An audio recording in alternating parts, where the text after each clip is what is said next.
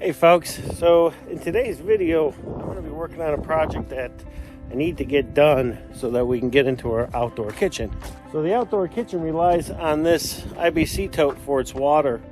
Right now it's on this side, but I got to get it moved next to the kitchen. Now last year I just had a kind of makeshift setup, but this year we're going to make something a little bit more permanent, not only with the tank but also with the roof, and then the propane and the hot water heater will be out here as well. So we're going to work on that.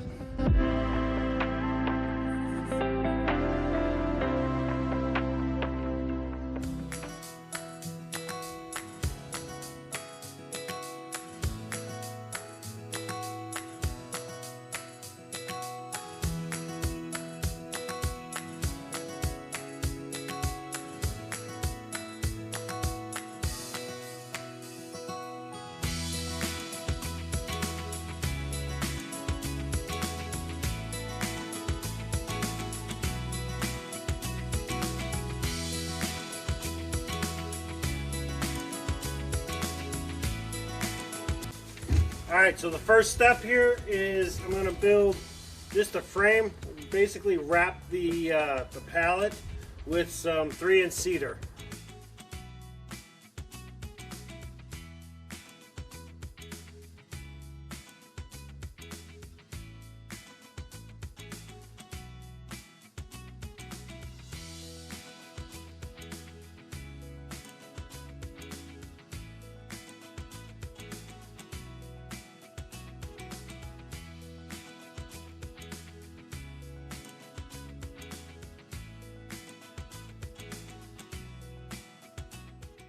Alright, so the next thing I'm going to do is lay this flat. We're going to go ahead and get the IBC tote on top, and then we're going to add corner posts to all 4 corners and slide in a piece of cedar that we can then attach to the 4 corner posts about 2/3 of the way up the tank. The reason we need to do that is I need something I can nail all of the cedar boards to as I start to wrap this in cedar. If you've got questions, give me a moment. You'll see what I'm talking about.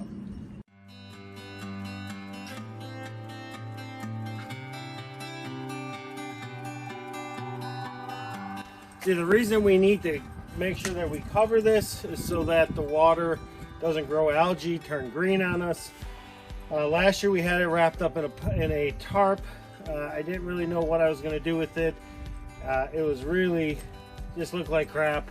So this year we're going to make it look good, permanent fix, and it'll be permanently set here, so we don't have to worry about moving it. Don't have to worry about snow or anything else like that. So I had to take a couple days off because I had a procedure done at the hospital. It's no big deal. It was just routine. When you get to a certain age, you got to have certain things done. So everything came back great. Apparently I'm pretty damn healthy, so that's awesome. So today we're actually going to go back and finish work on our water tank. So we have all this cedar here that was cut by a neighbor of ours when they milled some logs that we had harvested during the winter time. So I've got some measurements for all of our boards that'll wrap our water tank. So the first thing I got to do is cut them to size. We'll get them loaded on dory, and we'll take them over to the water tank.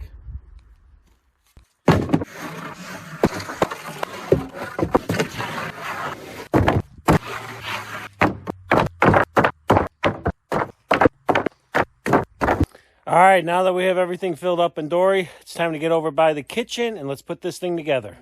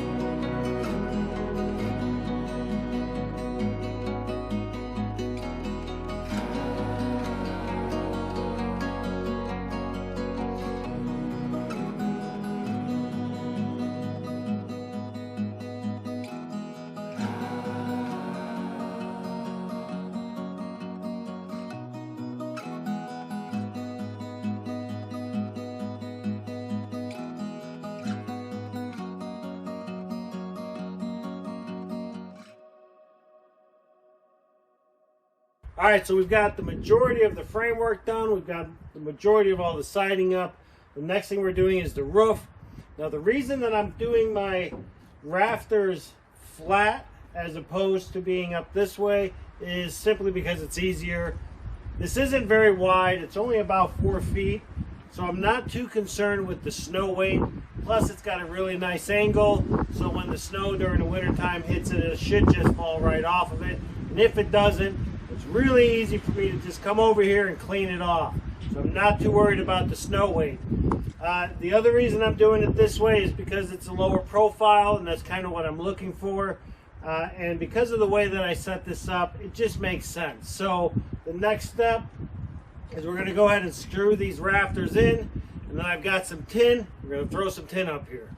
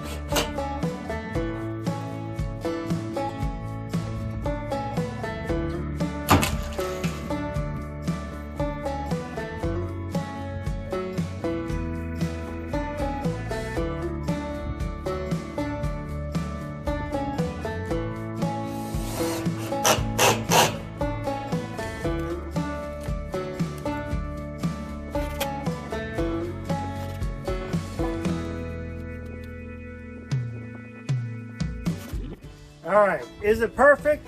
Not by a long shot. Is it functional? Absolutely. And here on our homestead, it is all about functionality. As long as it works for us. And in this case, with what we have underneath this roof, this is gonna be just fine. It looks okay. It does have a bunch of holes in here, which I'm gonna have to fill up with some silicone, but that's okay. Again, for functionality, this is going to work just fine for us. Okay, so now that we've got everything built, the next step here is we've got to mount our hot water heater. This is an EcoTemp. This was one of the first ones that we purchased when we arrived here on the property. It's a workhorse. It still works to this day, even though I've had to do some repairs to it. It's just done a great job for us. So we're going to go ahead and get this thing mounted, and we're going to get the battery set up with the propane tank and get all the lines hooked up. So it is the next morning, and while we are almost done with the water, I want to switch gears real quick, and we're going to get the solar panel mounted. Now what we're using is just a 100-watt solar panel. We're using the Harbor Freight Thunderbolt charge controller. Once I get the panel mounted and we get the charge controller mounted, we'll get everything plugged in. We'll grab a battery. We'll start getting the battery charged up. Now, we're going to be placing the solar panel on this roof, and it does face east, but it is going to give me more than enough sun hours during the morning to be able to keep that battery charged for what we need with water in the kitchen. So I'm okay with how this setup's going to be, so let's get it installed.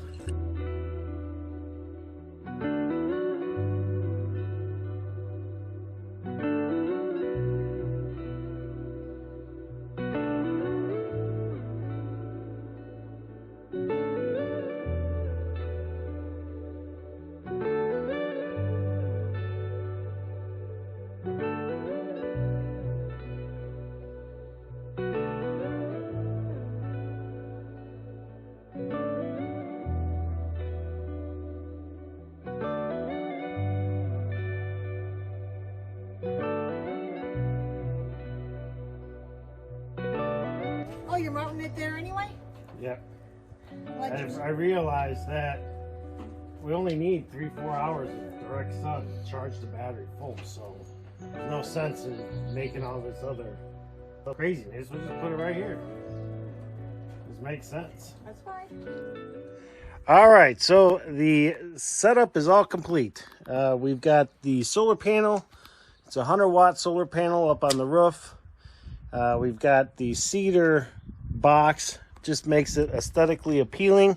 And then inside here, we've got our 275-gallon IBC tote that we'll be able to fill up currently with our hose, but eventually we'll put a rain catchment in here at a later time. We've got our charge controller, we've got our battery. Water comes out of the IBC tote, it runs through this blue line here into the 12-volt pump, which is powered by the battery. Then we have our cold line, the blue line, and we also have cold water going into our hot water heater.